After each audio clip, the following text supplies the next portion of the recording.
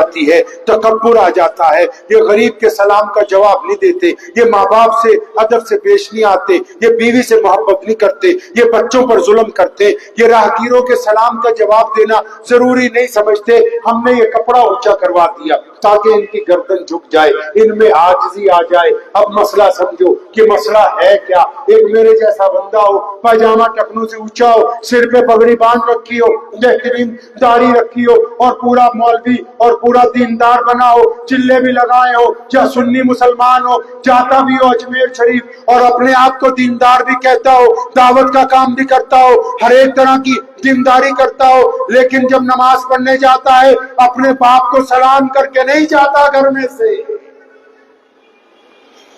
پاجامہ ٹخنوں سے اونچا ہے لیکن ماں باپ سے بدتمیزی کرتا ہے، اپنی بیوی کے چہرے پہ تھپڑ مارتا ہے، اپنے بچوں کو گالی دیتا ہے، اپنے پڑوسیوں پر ظلم کرتا ہے، غریب کے سلام کا جواب نہیں دیتا، راہگیر کو رستہ نہیں بتاتا، رستے میں پڑی ہوئی چیز کو اٹھا کے ایک طرف نہیں کرتا، تو پھر میاں صاحب اس پاجامے کو ٹخنوں کی بجائے اگر گھٹنوں پہ بھی کر لو گے تو اسلام کو آپ سے کوئی لینا نہیں۔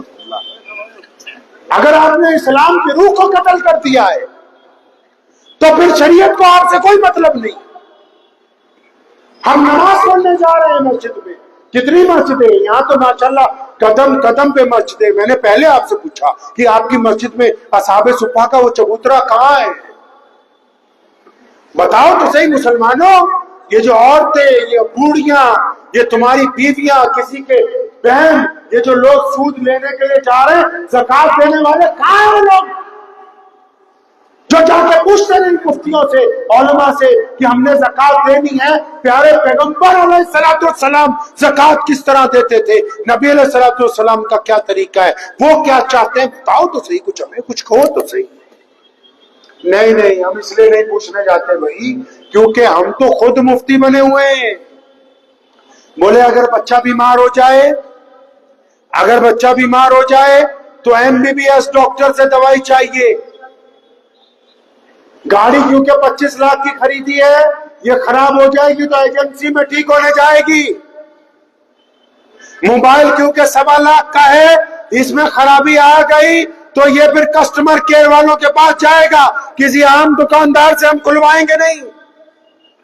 اور جب دین سمجھنا ہے، ڈاکٹر صاحب بھی فتویٰ دے رہے ہیں، انجینئر صاحب بھی فتویٰ دے رہے ہیں، ریڑھی والا بھی فتویٰ دے رہا ہے، پان بیچنے والا بھی فتویٰ دے رہا ہے، چائے فروش بھی فتویٰ دے رہا ہے، جو محلے میں پریس کر رہا ہے وہ بھی فتویٰ دے رہا ہے۔ اللہ اکبر! دین کے علاوہ ساری چیزیں کوالٹی کی چاہیے اور دین آپ کو کوالٹی کا نہیں چاہیے۔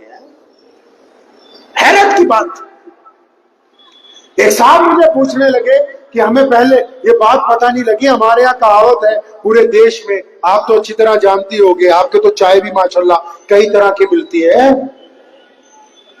کئی لوگ تو اس لیے نہیں مخالفت کرتے کہ اگر ان کو کہہ دیں گے چودھری صاحب ساری رات مت جاگو، اپنے گھر میں اپنے ماں باپ کے پاس رہو، اپنی بیویوں کا حق ادا کرو، یہ جو تم نے طریقہ اختیار کیا یہ محمد رسول اللہ کے طریقے سے میل نہیں کھاتا۔ اب اگر کہیں گے مسجدوں میں سارے مولوی تو آدھے چودھری کہیں گے نہیں یار امام بدلنا پڑے گا۔ اب دین کوالٹی کا کیوں نہیں مل رہا؟ دین کوالٹی کا کیوں نہیں مل رہا؟ اندازہ لگائیے، میں ایک بہت بڑے مسلمانوں کے شہر میں جانا ہوا، حیرت کی بات آپ کو میں بتاتا ہوں، ان سے ہم نے معلوم کیا کہ میرے بھائی آپ کے امام مسجد کی تنخواہ کتنی؟ تو چودھری صاحب نے، صدر صاحب نے، متولی صاحب نے بڑے فخر کے ساتھ کہا کہ ہم تو اپنی مسجد کے امام کو 9,000 روپے دیتے ہیں، 10,000 روپے دیتے ہیں۔ اس مجمع میں ایسے لوگ موجود ہیں ابھی جن کی جوتی کی قیمت 20,000 سے زیادہ ہے، ایسے مسلمان موجود ہیں جن کے ہاتھ میں موبائل پکڑا ہے اور اس کی قیمت 1 لاکھ سے زیادہ ہے۔ ایسے لوگ ہیں یہاں پر کہ جن کے پیروں میں پہنی ہوئی جوتیاں ہزاروں روپے میں آتی ہیں۔ اب آپ خود اندازہ لگا لیجئے، جس قوم کے امام کی تنخواہ ایک جوتی کی قیمت سے بھی کم ہو، اب ان کو اماموں کی ضرورت زیادہ ہے یا جوتیوں کی ضرورت زیادہ نہیں؟ آپ سکتے ہیں محمد رسول اللہ کا وہ دین जो बिल्कुल रॉयल क्वालिटी का है।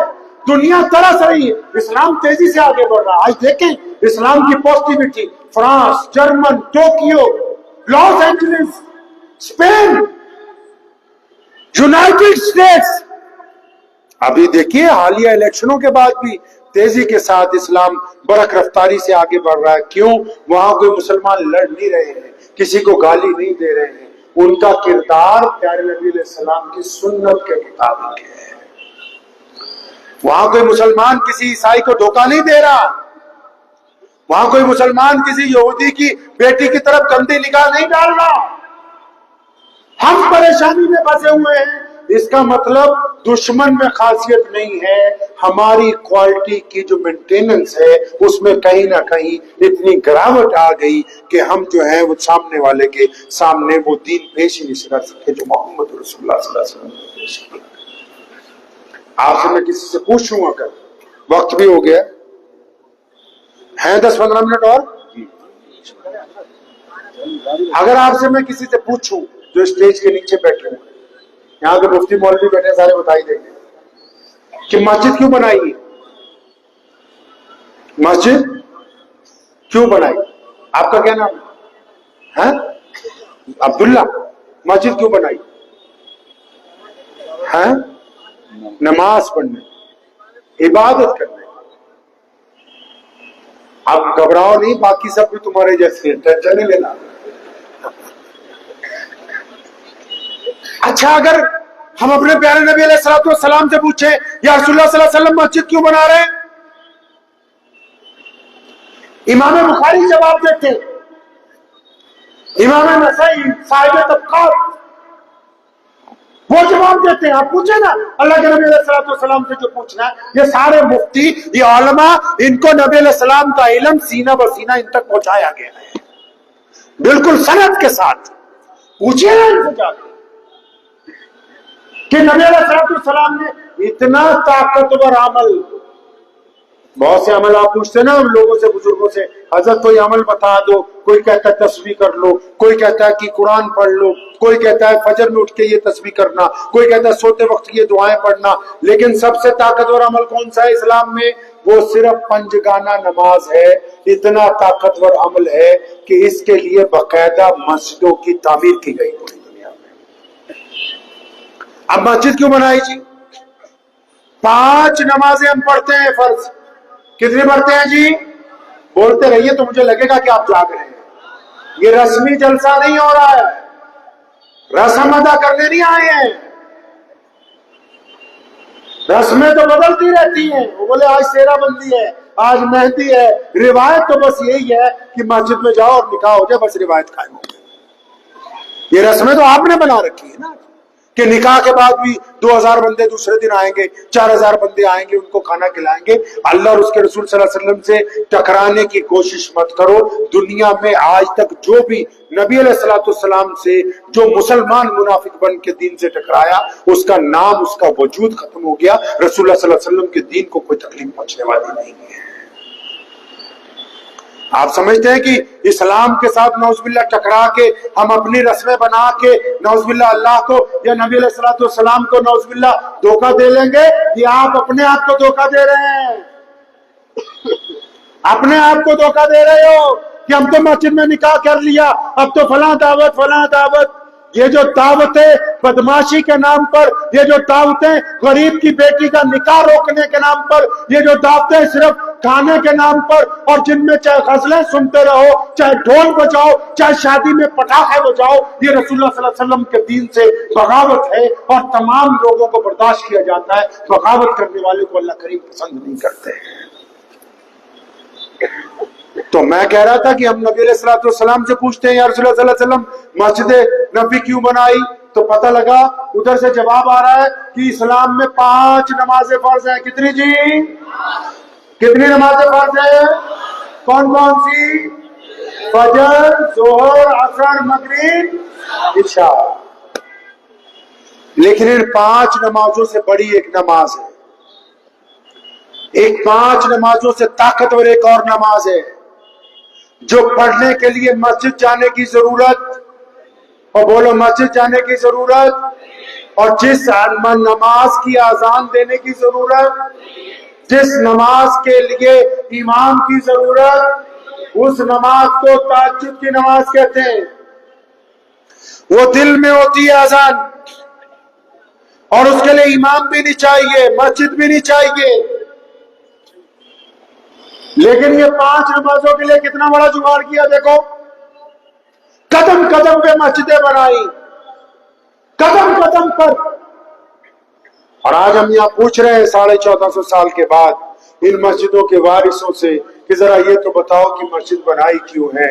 اور یہ بڑے بھولے پن سے عام سا سادہ سا جواب دیتے ہیں کہ نماز پڑھنے کے لیے بنائی۔ نماز تو لوگ ریل گاڑی میں بھی پڑھ رہے ہیں، نماز تو لوگ کار روک کے وہاں بھی پڑھ لیتے ہیں، نماز تو لوگ کسی کی دکان پہ اجازت لے کے بھی پڑھ لیتے ہیں۔ اگر پیارے نبی علیہ السلام سے پوچھتے ہیں متعدد احادیث کا مجموعہ اگر ایک جگہ اکٹھا کرے تو پتہ یہ لگتا ہے کہ نبی علیہ السلام کا حکم ہو گیا کہ نماز مسجد میں پڑھنی ہے۔ یا رسول اللہ صلی اللہ علیہ وسلم کیوں پڑھنی ہے؟ فرمایا جماعت کے ساتھ پڑھنی ہے، اکٹھے ہو کر نماز پڑھنی ہے، اس لیے یہ مسجد بنائیں گے۔ نماز تو گھر میں بھی ہوئی، مسجد کیوں بنائی؟ تاکہ اکٹھے ہو کے نماز پڑھنی ہے۔ پھر پوچھا اللہ کے نبی علیہ السلام سے یا رسول اللہ اکٹھے کس طرح ہوں؟ اللہ کے نبی علیہ السلام نے فرمایا کندھے سے کندھا جوڑ کے، کندھے سے کندھا جوڑ کے کھڑے ہونا۔ یا رسول اللہ صلی اللہ علیہ وسلم اس سے کیا ہوگا؟ فرمایا تمہارے دل آپس میں مل جائیں گے۔ پھر جب فجر میں عبد الرحمان نہیں آئے گا، ظہر میں قاضی صاحب نہیں آئے، عصر میں نہیں آئے، مغرب میں نہیں آئے، اب یہ پیچھے کھڑے ہوئے کیونکہ نمازی روزانہ کندھے سے کندھا جوڑ کے کھڑے ہوتے ہیں، شفیع اور جنید اکٹھے کھڑے ہوتے ہیں، عبد الرحمان اور عبداللہ کبھی اکٹھے کھڑے ہوتے ہیں۔ اب جو فجر میں نہیں آیا، ظہر میں نہیں آیا، عصر میں نہیں آیا، مغرب میں نہیں آیا، تو عشاء کا سلام پھیر کے یہ آپس میں پوچھتے ہیں آج ہمارا فلاں بھائی، آج ہمارا فلاں بزرگ، آج ہمارا فلاں بچہ نظر نہیں آ رہا۔ اور تو محلے والے بتائیں گے کہ بھیا وہ بیمار ہے۔ اچھا بیمار ہے، چلو اس کی تیمارداری کرے۔ اس کے گھر میں مصیبت ٹوٹ پڑی، اچھا مصیبت میں ہے، چلو ہم اس کا ساتھ دیں گے۔ اچھا دکھ درد میں ہے، اچھا دکھ درد میں ہے، چلو ہم اس کے ساتھ کھڑے ہو جائیں گے۔ یہ مسجد اس لیے بنائی تھی کہ ایک خوبصورت معاشرے کی تشکیل دی جائے گی جس میں ایک دوسرے کی ہمدردی ہوگی، ایک دوسرے کا پیار ہوگا، ایک دوسرے کا ساتھ ہوگا، ایک دوسرے کی محبتیں ہوں گی۔ بتاؤ تو صحیح مسلمانوں، کیا تمہیں یاد ہے تمہاری مسجد میں کون سا نمازی کتنے دن سے نہیں آیا؟ اگر تمہیں یہ یاد نہیں ہے تو پھر تمہاری مسجد مسجد نبوی کے معیار تک نہیں پہنچی، یہ اس معیار تک نہیں پہنچی۔ اور یہ بنائی اس لیے کہ یہ اللہ کا گھر ہے، اس میں اللہ کے نوکر بیٹھیں گے۔ نوکروں کو کیوں بٹھایا؟ چاہے وہ متولی ہو، سردر ہو، ممبر ہو، نوکروں کا کیا کام ہے جی؟ ارے نوکروں کا کیا کام ہوتا ہے بھائی؟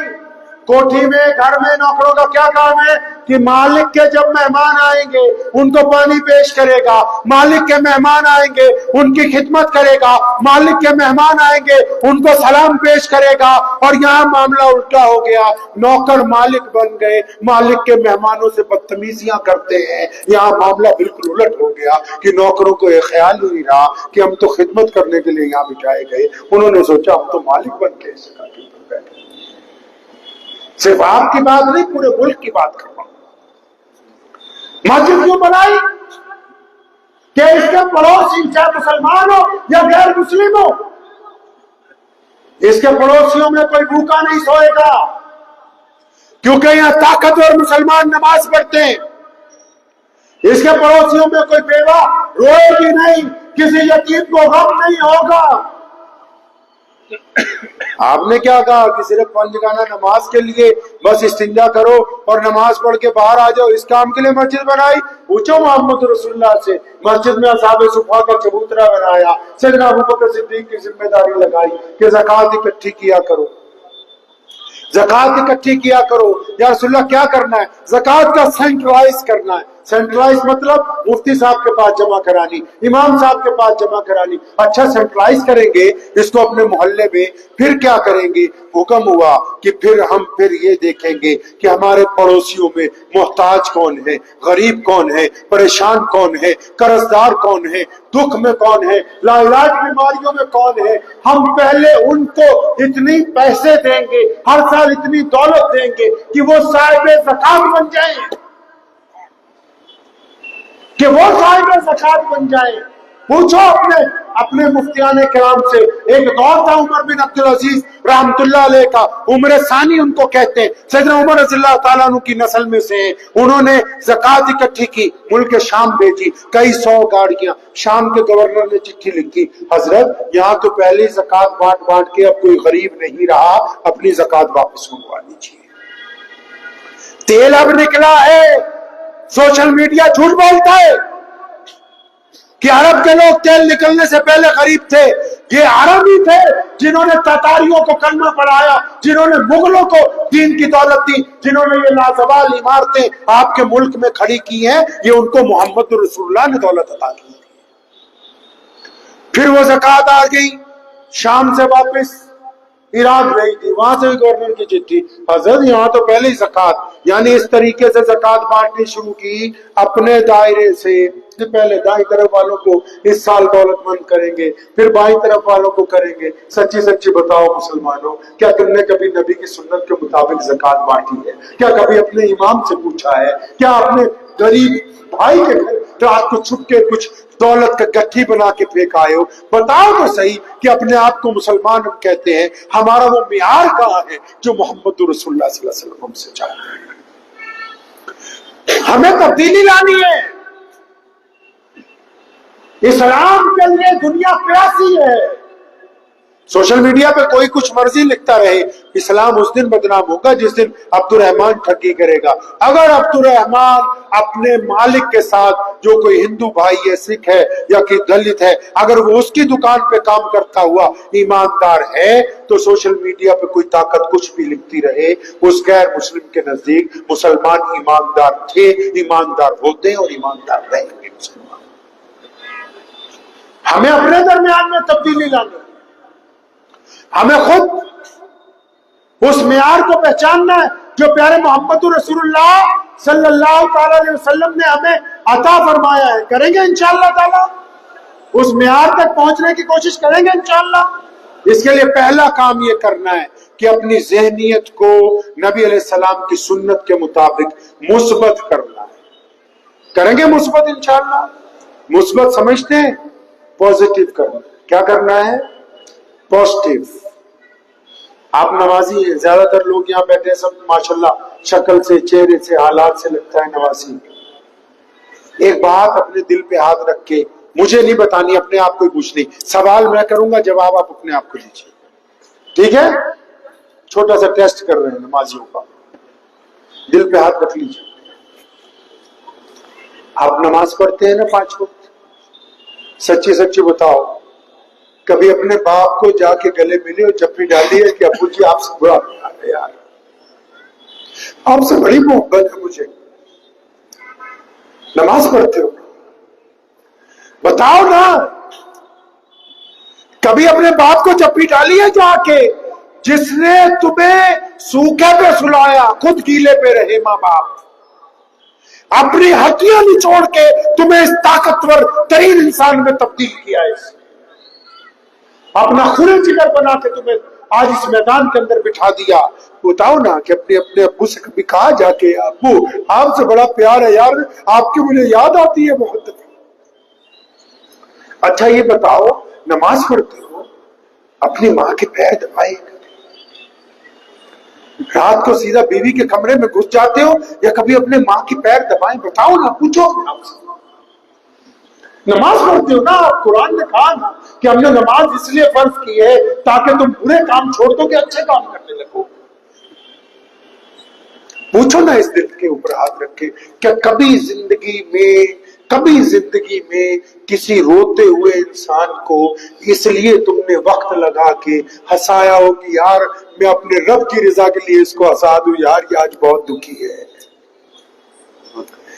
امام غزالی رحمتullah علیہ کو جب انتقال ہو گیا کسی کے خواب میں آئے، فرمایا غزالی کیسے مغفرت ہوئی؟ قرآن بہت لکھا، حدیثیں بہت لکھی، اتنے بڑے امام تھے، کہنا یار کچھ کام نہیں آیا، میں ایک دن حدیث لکھ رہا تھا، قلم اٹھایا، اس کو سیاہی میں ڈبویا، اور جب وہ قلم کاغذ پہ رکھا، وہ جو سیاہی کا ببولا بنا تو اتنی دیر میں ایک مکھی آ کے بیٹھ گئی اس پہ، اور وہ سیاہی کے پانی کو پینے لگی، کیونکہ گرمی تھی۔ میں نے قلم کو روک لیا کہ اللہ کی مخلوق ہے، اس کو مکھی کو پانی پینے دیتا ہوں۔ کہتا میں مر گیا۔ میرے رب نے پوچھا غزالی یہ تو بتا کہ اس مکھی کو تو نے پانی پینے کا موقع کیوں دیا تھا؟ وہ تو تیری کوئی تعریف نہیں کر سکتی تھی، وہ جا کے لوگوں کو بتا نہیں سکتی تھی۔ فرمایا اللہ میں نے اس لیے اس کو پانی پینے دیا، میں نے کہا میرے اللہ کی مخلوق ہے، آپ کی محبت میں۔ فرمایا اچھا پھر جو کوئی میری مخلوق پر رحم کرے تو میں پھر اس پر رحم نہ کروں؟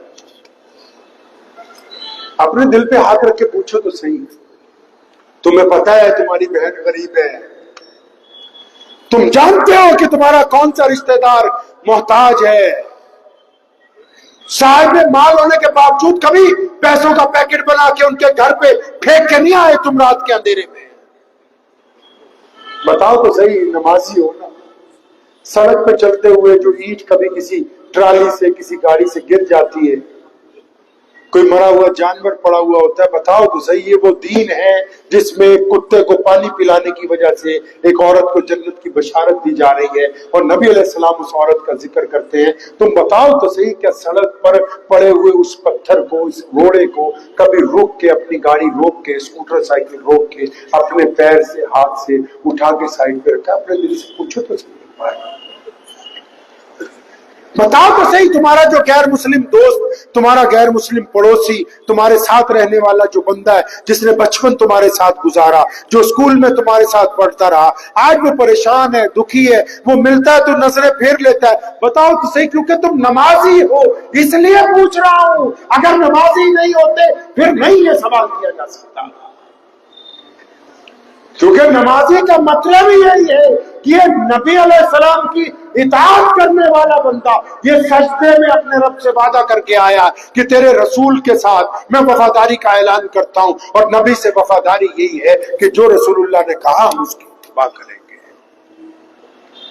پوچھو تو صحیح اپنے اس دل کو ایک بار کہ کسی غمزدہ کا غم دور کرنے کے لیے ہم نے کیا کیا ہے، کسی یتیم کے سر پہ ہم نے ہاتھ پھیرا ہو، جس نبی نے عیدگاہ کی جاتے ہیں وہ اپنا رخ پلٹ کے گھر کی طرف کر لیا کہ ایک یتیم رو رہا ہے، بس اس کو واپس لے کے جاتے ہیں، اس کو نئے لباس پہناتے ہیں، اس کو گھر میں سے کھجوریں کھلاتے ہیں، اور پھر پوچھتے ہیں کہ اچھا تیرا جب باپ زندہ تھا عیدگاہ کیسے جاتا تھا؟ اس نے کہا یا رسول اللہ میں تو اپنے ابو کے کندھوں پہ بیٹھ کے جاتا تھا۔ وہ فرمایا چل پھر، نبی علیہ السلام نے اس کو اپنے کندھوں پر بٹھایا تاکہ ان مسلمانوں کو بتانا تھا کہ یتیم خانے کھولنا، غریبوں کی مدد کرنا، بیواؤں کی خبرگیری کرنا یہ تمہارے نبی علیہ السلام کی سنت ہے۔ یہ کہہ کے جان چھڑائی نہیں جا سکتی کہ فلاں سرکار فلاں پارٹی وہ تو ہماری یہ کہہ کے نہیں جان بچا سکتے آپ اپنی۔ آپ کا معیار کہاں ہے؟ آپ کہاں پر کھڑے ہوئے ہیں؟ اس معیار کو مینٹین کرنا ہے، کریں گے انشاءاللہ، کریں گے انشاءاللہ۔ تو ایک بندہ آپ کے گھر میں خراب ہے بہت، پہلے اس کو بندہ بنانا ہے، بنائیں گے انشاءاللہ۔ ارے بھائی میں ایک جگہ گیا جلسے میں، تو حضرت وہ ہمارے یہاں پنجاب میں دن میں جلسے ہوتے ہیں، یہ بھی آپ کو کہ پنجاب میں، ہماچل میں یا آپ کشمیر میں جائیں گے تو جتنے بڑے اجتماع ہوتے ہیں وہ دن میں ہوتے ہیں، کیونکہ وہ اللہ اور اس کے رسول صلی اللہ علیہ وسلم کی بات کی اہمیت کو سمجھتے ہیں کہ اپنا وقت دینا ہے، اپنا جاب ٹائم دینا۔ تو ایک جلسے میں ایسے ہی پوچھا کہ بھائی تمہارے گھر میں سب سے زیادہ کون خراب ہے؟ تو آگے ایک نوجوان بیٹھا تھا، اپنے باپ سے بہت تنگ ہوگا، کہنے لگا مولوی صاحب میرا پیو بہت خراب۔ لیکن گھر میں ایک بندہ خراب ہے۔ آج میں نے بہنوں سے بھی گفتگو میں یہ باتیں کی، ہماری مائیں بہنیں اکٹھی ہوئی تھی آج صبح، ان سے بھی ایسی بہت ساری باتیں ہوئی، وہی آپ سے بھی کر رہا ہوں۔ آپ سے یہ باتیں کیوں کر رہا ہوں پتہ ہے؟ کیونکہ بھوپال کی ایک عزت ہے پورے ملک میں، اور پھر بھوپال کے مسلمانوں کی ایک الگ پہچان ہے۔ نبی علیہ السلام پازیٹیو ہیں، ہم پازیٹیوٹی کے ساتھ ہی دیکھتے ہیں، یہ ضروری تو نہیں کہ اب سارے ہی لوگ رات کو چائے پی رہے ہیں. بہت سارے ایسے ہیں جو اسکول نئے بنانے کی فکر میں ہیں, بہت سارے ایسے ہیں جو کالج چلا رہے ہیں, بہت سارے ایسے ہیں جنہوں نے ڈاکٹر کی ڈگری حاصل کر لی, بہت سارے ایسے ہیں جنہوں نے اپنے بچوں کو حافظ بنایا, مفتی بنایا, عالم بنایا. اگر ہم پچھلے 30 سال کے موازنے میں اب دیکھیں گے تو ہم پچھلے 30 سال میں آج کے دن آگے جا رہے ہیں, پیچھے نہیں جا رہے ہیں. تو یہ جو آگے جانے کی رفتار ہے اس کو اور تیز کرنا ہے, کم نہیں ہونے دینا. کریں گے تیز انشاءاللہ. تو گھر میں ایک بندہ خراب ہے, اس کو گھر سے نکالیں گے؟ نہیں نکالنا. گھر میں ایک بندہ خراب ہے, وہ کون ہے بتائے؟ وہ میں خود ہوں. آپ خود ہیں وہ. آپ اندازہ تو لگائیں, آپ جب گھر میں زیادہ طوفان بدتمیزی کا عروج کرتے ہیں, ماں بھی پریشان, بیوی بھی پریشان, بچے بھی پریشان, اگر اسی میں آپ صبر کا مظاہرہ کریں, تحمل کا. یار مرد کس کو کہتے ہیں بتاؤ تو صحیح. اصل میں تم مولویوں کے پاس جاتے نہیں حضرت, یہ علماء کے پاس صحبت میں بیٹھتے نہیں. قرآن حدیث پڑھیے, مرد کس کو کہتے ہیں. مرد وہ نہیں ہے جو 500 لوگوں کے بارات میں لے گیا, 4 چکے کی کار میں سسر صاحب سے لے کے اور دلہن لے کے گھر کو آ رہا ہے. مرد وہ ہے جو نکاح کے موقع پہ اپنی طرف سے مہر معجل دیتا ہے, جس کو ٹوکن آف لو کہتے ہیں, اس بات کی ضمانت کہ پکڑو پیسے اور جا کے اندر پیش کر دو کہ میں پیشگی طور پر تمہیں شہزادی تسلیم کرتا ہوں, ساری زندگی تمہارے ناز و نخرے اٹھانے کے لیے تیار ہوں. مرد اس کو کہتے ہیں جو بیوی سے وعدہ کر لے کہ میں تیرے نکاح, تو میرے نکاح میں آ گئی تو قبر کی لحد تک اس وعدے کو نبھاتا ہے. جو درمیان میں چھوڑ کے بھاگ جائے وہ مرد پورا نہیں. مرد اس کو کہتے ہیں. مرد وہ تھوڑی ہے جو زیادہ اچھے کپڑے پہنے, بہترین گاڑی, نہیں. جو غریب کے ساتھ, مظلوم کے ساتھ, اپنے سے کمتر کے ساتھ, عاجزی کے ساتھ, انکساری کے ساتھ پیش آتا ہے, یقیناً وہی بڑا خاندانی آدمی, کیونکہ اس کے اندر لچک موجود ہے, اس کا قد بڑا ہے, وہ جھک کے مل رہا ہے. اسی لیے تو جھک کے مل رہا ہے کہ اللہ تبارک و تعالیٰ نے اس کو بڑا قد عطا کیا. ہم نبی علیہ السلام کی امت ہیں, یہ نہیں اسلام چاہتا. میں دو ٹوک لفظوں میں کہتا ہوں, قرآن نے بھی کہا ہے کہ کوئی دین میں زبردستی نہیں. بہت سارے غیر مسلموں کو غلط فہمی ہے کہ جی مسلمان تو کہتے پوری دنیا مسلمان. نہیں, اسلام نے کہیں کوئی پابندی نہیں لگائی کہ ہر بندہ دین میں آ جائے, لیکن ہاں اسلام یہ چاہتا ہے اپنے ماننے والوں سے, رسول اللہ صلی اللہ علیہ وسلم کی حلف وفاداری لینے والوں سے, اسلام آپ سے یہ چاہتا ہے, مسلمانوں سے یہ چاہتا ہے کہ تمہاری وجہ سے کوئی غیر مسلم اسلام کو برا نہ کرے. کوئی غیر مسلم کی بیٹی یا ہماری بیٹی یہ نہ کہے کہ محمد شفیع اور وہ جنید روزانہ گلی کی نکڑ پہ کھڑے ہو کے اس وقت تک ہمیں دیکھتے رہتے ہیں جب تک ہم گلی کی نکڑ نہ پار کر لیں. کوئی بیٹی اگر یہ کہتی ہے تو پھر آپ مجرم ہیں اللہ اور اس کے رسول کے, کیونکہ وہ یہ نہیں کہہ رہی کہ 2 لوگ کھڑے, وہ یہ کہتی مسلمانوں کے 2 لڑکے وہاں پر کھڑے ہوئے ہیں. اسلام یہ آپ سے چاہتا ہے. اسلام کی فوٹو دیکھیے آپ نے, فوٹو دیکھیے اسلام کی بھائی آپ نے. ارے بولو ہاں یا نہ, فتوا تو آپ دے ہی دیتے ہو. اگر ہم جیسا کوئی کہہ دے گا فوٹو ہے تب بھی فتوا دے دو گے چائے کی دکان پہ جا کے. اسلام کی کوئی فوٹو نہیں ہے, لیکن آپ کے موبائل میں جو آپ سیلفی کھینچتے ہیں اس کو غور سے دیکھیے. غیر مسلم دوستوں کے نزدیک وہ اسلام کی تصویر ہے. ہمارے غیر مسلم ہم وطن لوگوں کے نزدیک وہ اسلام کی تصویر ہے.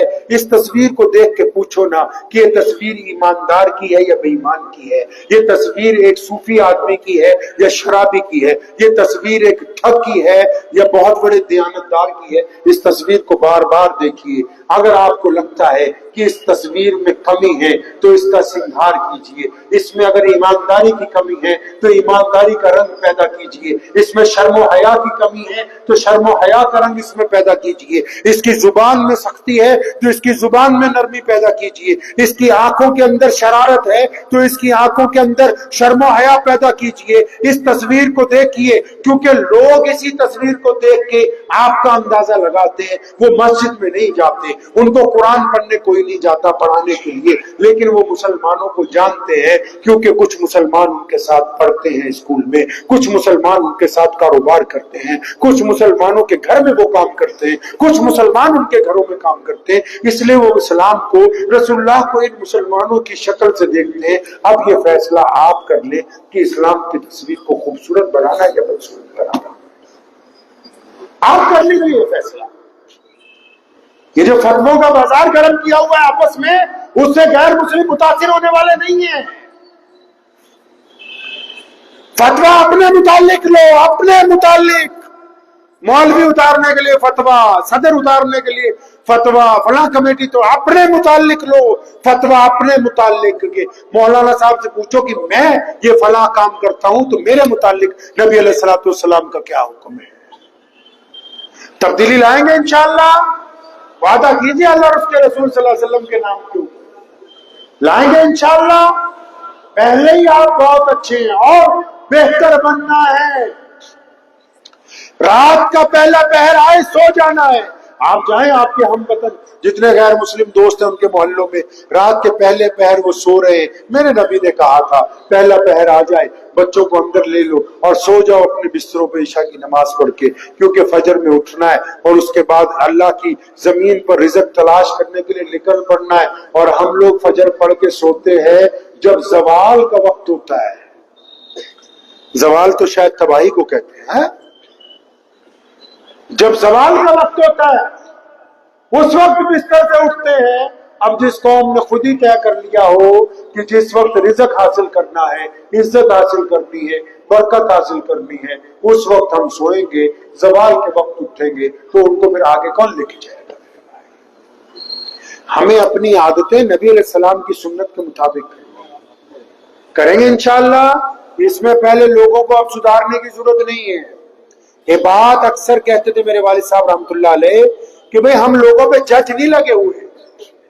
अभी जितनी गुफ्तगू हुई किसी खास बंदे के मुतालिक नहीं है, सबके लिए, मैं भी उसमें शामिल हूं। तुम्हें नबी अलैहिस्सलाम सबके नबी, वो सिर्फ मुसलमानों के लिए नहीं हुई, नबी अलैहिस्सलाम कायनात के लिए रहमत। तो हम लोगों पे जज तो नहीं लगे कि हम शाम को चाय पीते हुए, सिगरेट पीते हुए, पान खाते हुए मोहल्ले की नुक्कड़ पे, अमा मियाँ वो फलां की बेटी को पता है तुम्हें, अमा मियाँ वो फलां के बेटे को देखा।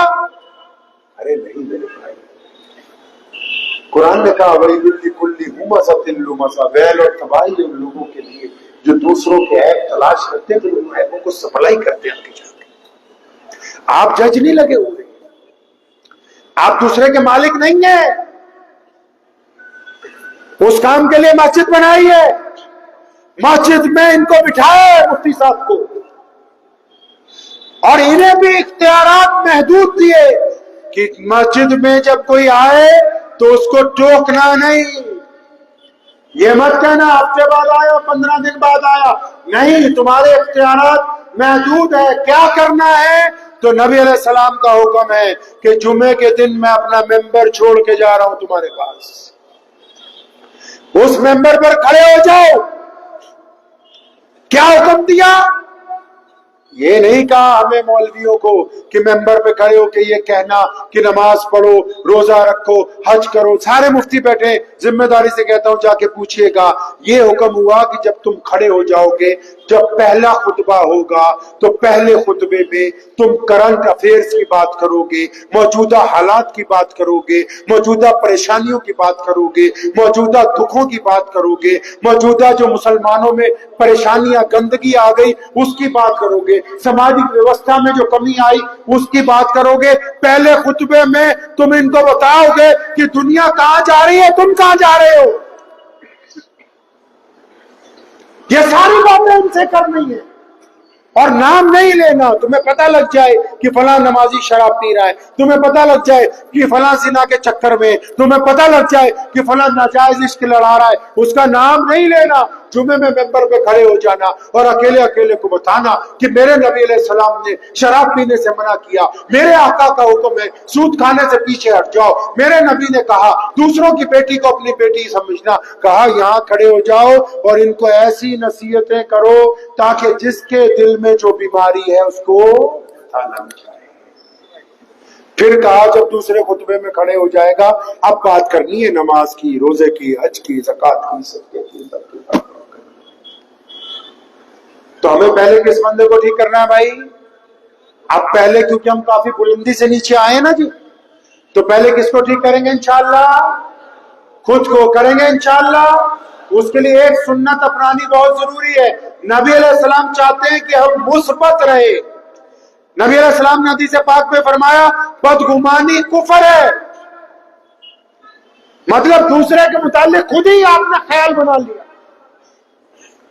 ہم اپنے کے متعلق بدگمان, آپ اپنے دوستوں کے متعلق بدگمان, میاں بیوی بدگمان, باپ بیٹا بدگمان, پڑوسی پڑوسی بدگمان. اب کیا ہوا؟ بدگمانی کوئی چھوٹی بیماری تو نہیں ہے. بدگمانی جب بڑھی تو فاصلے بڑھ گئے, جب فاصلے بڑھ گئے تو نا اتفاقی پیدا ہوئی, جب نا اتفاقی پیدا ہوئی تو طاقت ٹوٹ گئی, صفوں میں انتشار آ گیا, اور جب صفوں میں انتشار آیا تو پھر عزت ہمارے پاس باقی نہیں رہی. تو سب سے پہلے اپنی سوچ کو, سوچ کیسے ٹھیک ہوگی, برائیوں سے کیسے بچیں گے؟ پہلے نماز کو لازم پکڑ لیں. کیا کریں جی؟ نماز کو, کیونکہ ایک نماز ہی ہے جو آپ کی سوچ کو اچھا, کیونکہ نماز پڑھ کے جب آپ نکلو گے وہ یاد دلائے گی کہ یار تو نماز پڑھتا ہے, اب اس بیٹی کی طرف گندی نگاہ کرتا ہے, یار تو نماز پڑھتا ہے اب غلط نہ تولنا, اور یار تو نماز پڑھتا ہے اپنی ابو کے آگے بدتمیزی نہیں کرنا. پہلے خود بدلنا ہے. بدلیں گے انشاءاللہ, دوبارہ ملاقات ہوگی انشاءاللہ, اور میں امید کرتا ہوں کہ کچھ نہ کچھ تبدیلی آئے گی. دل تھوڑا بڑا کر لو, اس میں لوگوں کی غیبتیں, برائیاں, جو کوئی آپ کی برائی کرتا ہے, غیبت کرتا ہے, اس کو سر پہ نہیں رکھنا ہے, اس کو پیر کے نیچے رکھ کے اس پتھر کے اوپر کھڑے ہو جانا ہے تاکہ آپ کا قد اور بڑا ہو جائے. بوجھ نہیں بنانا ہے, مخالفت کو, تنقید کو بوجھ نہیں بنانا ہے, اس کو پیر کے نیچے رکھنا ہے, اس کے اوپر کھڑے ہونا ہے. تو دعا کیجیے, وقت بھی بہت ہو گیا, 12 بج گئے, پتہ ہی لگا اتنا وقت آپ حضرات کی محبتوں کے ساتھ کس طرح گزر گیا. دعا کیجیے اللہ کریم مجھے بھی آپ کے پاس, میرا آنے کا ارادہ جو ہے مدتوں کے ساتھ, والد صاحب رحمۃ اللہ علیہ کا, حضرت مولانا مفتی عبدالرزاق صاحب, اللہ تبارک و تعالیٰ ان کی قبر کو نور سے بھر دے اور ان کے درجات کو بہت بلند فرمائے, اللہ ان کی نسل کو دین کی خدمت کے لیے باقی رکھے. تو یہ کبیر خان جو کبیر ٹیم ہے, تو کچھ دیوانے ہوتے ہیں نا جو کسی کے پیچھے ہی پڑ جاتے, تو ہم لوگ زیادہ, ہمارے ابا ایک بات کہا کرتے تھے, میں صاف صاف کہتا ہوں, وہ ہمیں یہ کہا کرتے تھے باہر کم جانا ہے. تو کیوں؟